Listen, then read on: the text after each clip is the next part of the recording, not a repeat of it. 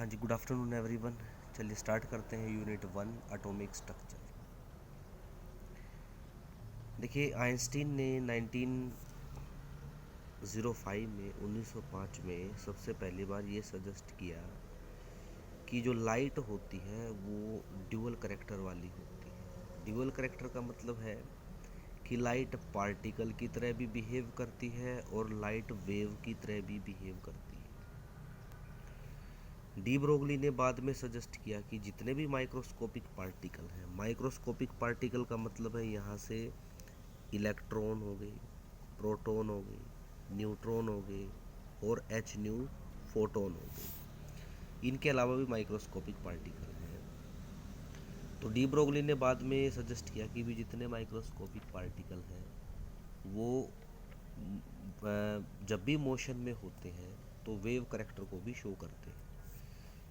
तो all the material particle in motion possess wave characteristics also।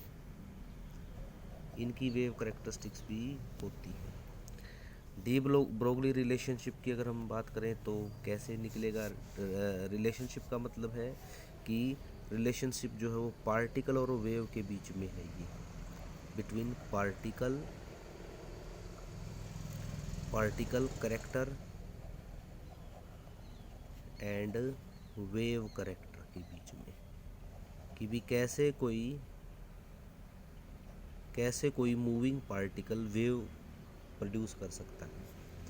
तो according to Planck's radiation law के according energy is equal to H nu. H nu क्या है? यहाँ पर H क्या है? प्लैंक्स कांस्टेंट, और न्यू क्या है? Frequency. According to Einstein the energy of a particle is equal to M C square. M हो गया mass of the particle and C is the velocity of light. दोनों equation में energy की left hand side बराबर है। तो from equation 1 and 2 यहाँ पर एम सी स्क्वायर किसके बराबर हो गया जी? एच न्यू के बराबर हो गया। इसको मैंने इक्वेशन नंबर 3 मान लिया।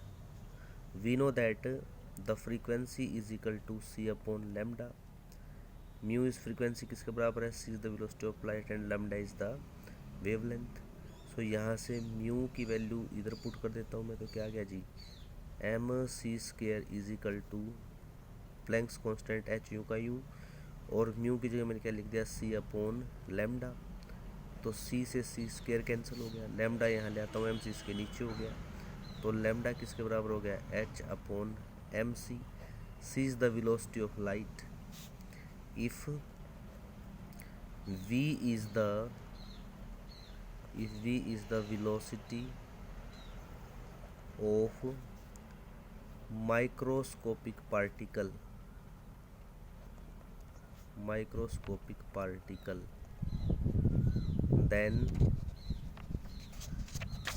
then जो c है वो किसके बराबर हो जाएगी जी? v के। तो लेमडा किसके बराबर हो गया? h upon M we.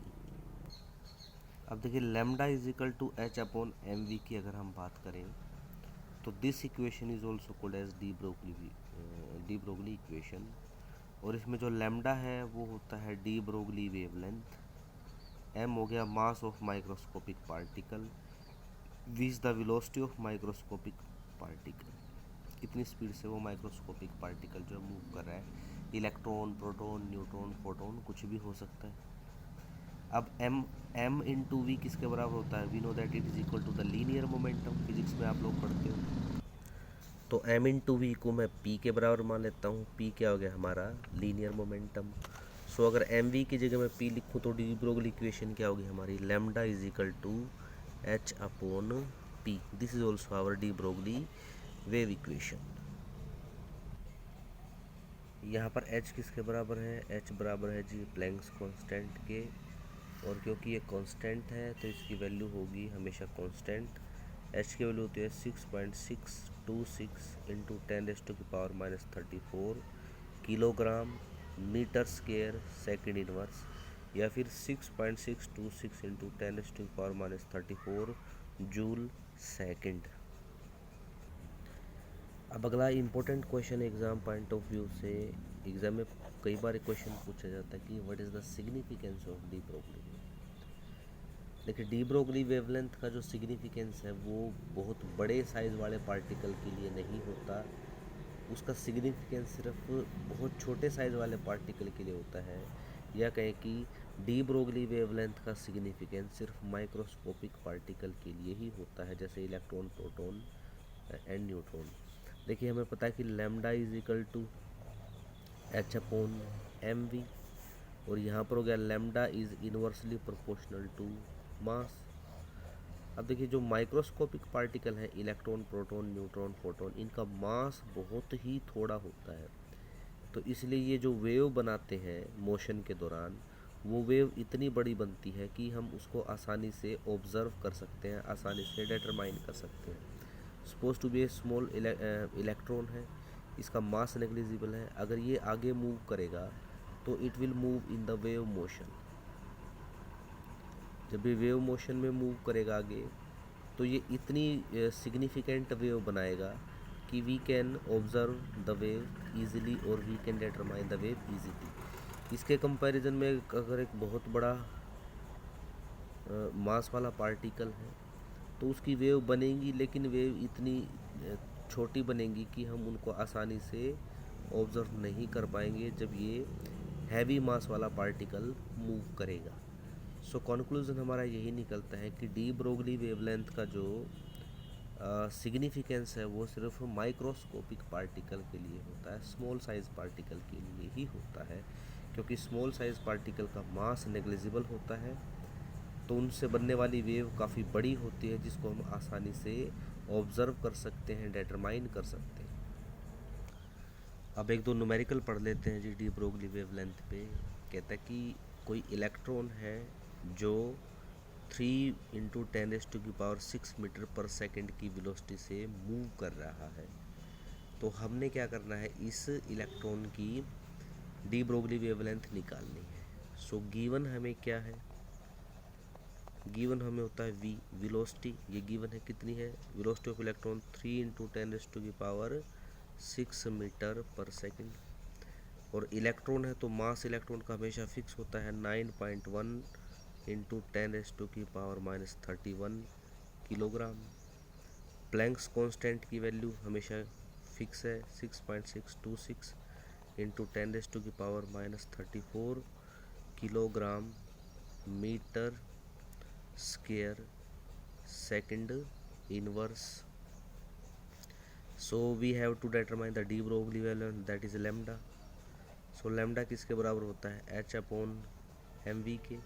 सारी वैल्यू पुट कर देंगे जी, 6.626 × 10⁻⁻34 डिवाइड बाई एम हो गया 9.1 × 10⁻⁻31 किलोग्राम इंटू वेलोसिटी होगी 3 × 10⁻⁶ मीटर पर सेकेंड। तो लैम्डा की जो वैल्यू आएगी, अगर यूनिट भी साथ में लिखें तो यहाँ हो गया kilogram metre square second inverse. Velocity किस में हो गया जी, मीटर पर सेकेंड में, और मास किस में हो गया, किलोग्राम में। तो किलोग्राम से किलोग्राम कैंसिल हो जाएगा, सेकेंड इनवर्स से सेकेंड इनवर्स कैंसिल हो जाएगा, मीटर स्क्वायर से 1 मीटर कैंसिल हो जाएगा। तो लैम्डा किस में आएगा, मीटर में। जब सारी वैल्यू कैलकुलेट करेंगे हम तो ये वैल्यू आएगी हमारी 2.43 × 10⁻⁻10 मीटर। नेक्स्ट है जी काइनेटिक एनर्जी और डी ब्रोगली वेवलेंथ लैम्डा के बीच में क्या रिलेशन है। We know that kinetic energy होती है 1/2 mv² और lambda is equal to H upon M V. तो एम वी को मैं यहाँ ले आता हूँ, लैम्डा को यहाँ ले जाता हूँ, तो एम वी किसके बराबर हो गया, एच अपॉन लैम्डा। इसका स्क्वायर कर देता हूँ तो यहाँ भी स्क्वायर हो जाएगा, अगर मैं यहाँ स्क्वायर कर देता हूँ एम वी का तो इसका भी स्क्वायर हो जाएगा। This will become m² v² is equal to h² upon lambda square. ये इक्वेशन नंबर 3 होगी। अब मैं क्या करता हूँ, यहाँ पर 2 को मल्टीप्लाई कर देता हूँ काइनेटिक एनर्जी से, ये किसके बराबर हो गया, m v² के। अब दोनों साइड में m से मल्टीप्लाई कर देता हूँ, multiply both side by m, तो हो गया 2 इनटू काइनेटिक एनर्जी, इसको मल्टीप्लाई कर दिया m से, इधर भी m से मल्टीप्लाई कर दूँ तो क्या हो गया m square v square. Let this our equation number 4। m square v square किसके बराबर है h square upon lambda square के। तो फ्रॉम इक्वेशन 3 एंड 4 क्या हो गया 2 काइनेटिक एनर्जी इनटू m बराबर हो गया h square upon lambda square के। लैम्डा स्क्वायर को यहाँ ले जाता हूँ जी, लैम्डा स्क्वायर को मैं ले जाता हूँ तो लैम्डा स्क्वायर किसके बराबर हो गया H square upon 2 kinetic energy into mass के। लैम्डा किसके बराबर हो गया जी H square upon 2 kinetic energy upon mass का अंडर रूट। एच स्क्वायर 2 बार है तो अंडर रूट बाहर आ जाएगा। Lambda is equal to H upon under root of 2 kinetic energy into m के